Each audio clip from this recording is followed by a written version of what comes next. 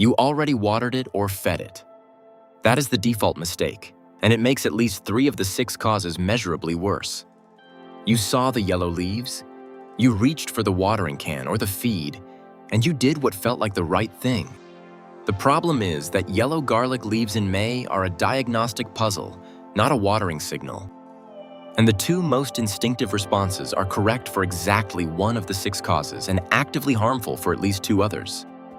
Here is what is actually happening. Yellow garlic leaves in May point to 6 completely different things. 5 are still fixable right now.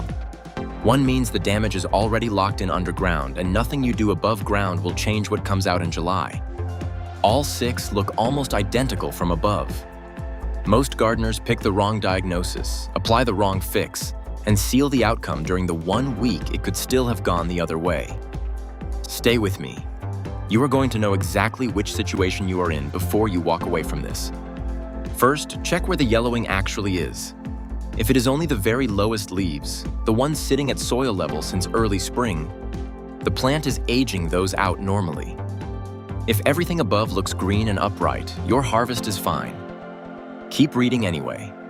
If the yellowing is higher up, on newer leaves, across multiple leaves at once, or in spots and patches, pay close attention to what comes next. Situation 1. Just the tips. The very ends of multiple leaves going pale yellow while the rest of the leaf stays green. Picture a paintbrush tip dipped in pale yellow, clean edge, nothing spreading inward yet. This pattern is very often linked to nitrogen running low. The plant is pushing hard to build the bulb underground and pulling nitrogen back out of the leaves to do it. Act now. Bulb development does not wait. If you have recently fed nitrogen and the tips are still pale, sulfur deficiency can produce a near identical tip pattern and may be worth investigating. Situation 2. The whole plant looks washed out. Every leaf from base to tip is a dull yellowish green. The leaves hang slightly rather than standing upright, like wet laundry on a line. The plant looks exhausted rather than diseased. This is where most gardeners destroy their harvest. This looks almost identical to situation 1. But it needs the exact opposite response. This pattern is one of the most common signs of an overwatered root system. The roots are sitting in cold, airless soil and have slowed down. They cannot pull nutrients efficiently even when those nutrients are right there. If your instinct right now is to feed the plant, stop. Adding feed to a root system that cannot function makes things worse, not better.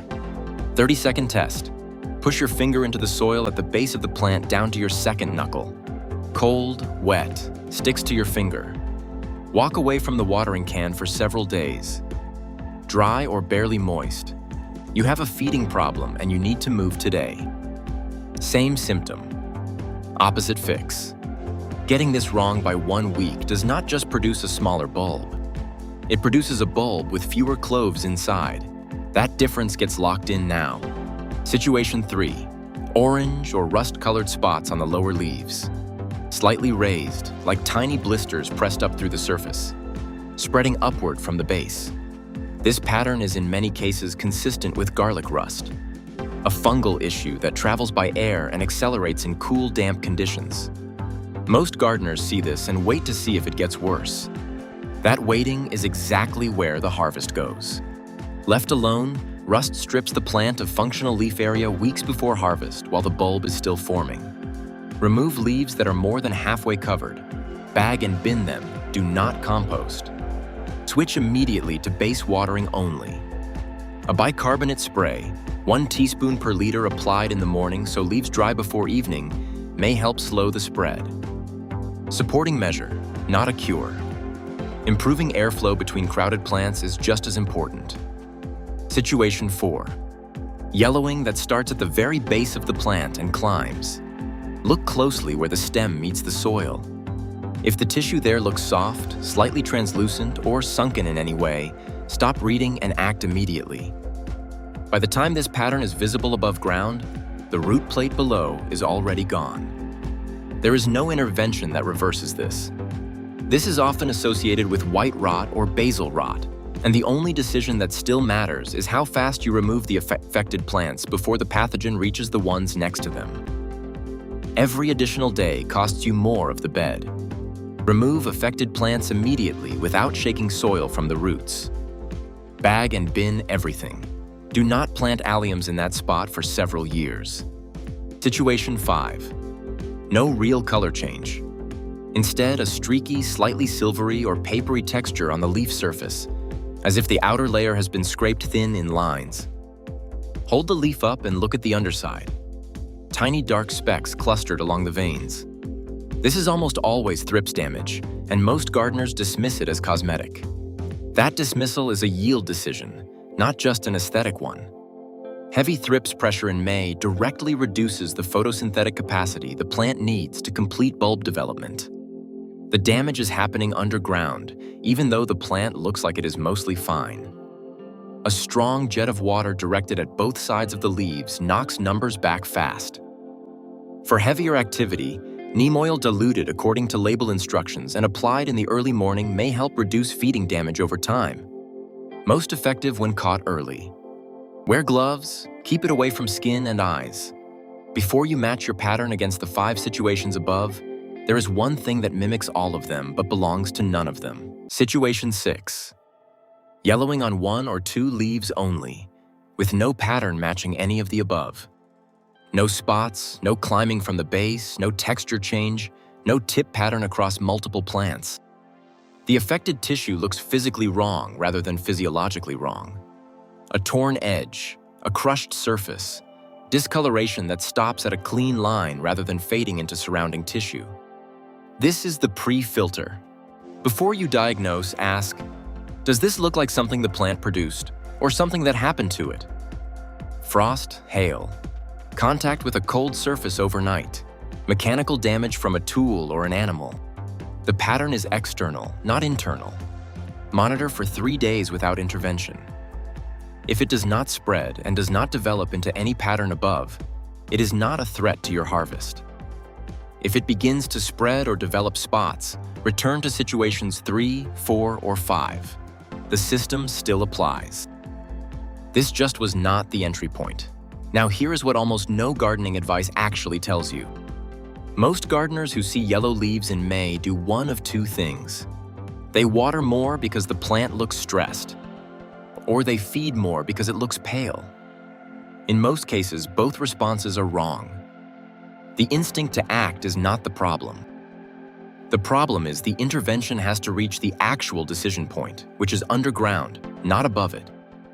A pale, hungry plant does not need water poured over its leaves. It needs available nitrogen delivered to functional roots. A pale, drowning plant does not need feed dumped into waterlogged soil. It needs the water to stop so oxygen can get back to the roots. Getting that call wrong by even 1 week in May does not produce a slightly smaller harvest. Under stress, the garlic plant redirects energy away from forming clove structure and toward basic survival. The bulb you pull in July has fewer cloves than it should have had. That outcome was written in during the week you were treating the wrong problem. For nitrogen deficiency, the most reliable low-input fix is a fermented plant liquid. Cut grass, fresh nettles, or comfrey into a bucket. Cover with water. Leave outside for 3 to 5 days until it smells strongly. Dilute 1 part to 10 parts plain water until it looks like weak tea. Pour slowly at the base of each plant without splashing the leaves. Color should begin to return within a week. Diluted household ammonia is sometimes mentioned online as a fast nitrogen source. It is not a standard recommendation. Ammonia comes in different concentrations and the correct dilution varies significantly between them. At the wrong dose, it damages roots rather than feeds them. If you have no other option, check the label carefully and treat it as a last resort, not a routine fix. Go out to the bed right now. Check soil moisture first. That 30-second finger test decides everything that follows. Soil wet. Put the watering can away. Soil dry. Make the fermented tea today. Then match what you see against the 5 diagnostic situations above. If it does not fit any of them cleanly, run the pre-filter first. You now know which situation you are most likely in. Act on that diagnosis, not on the instinctive one you already made when you first walked out there this morning. The window is still open. What happens underground in your garlic bed over the next 2 to 3 weeks gets locked into the bulbs you pull in July. One correct decision today is worth more than 3 correct decisions in June.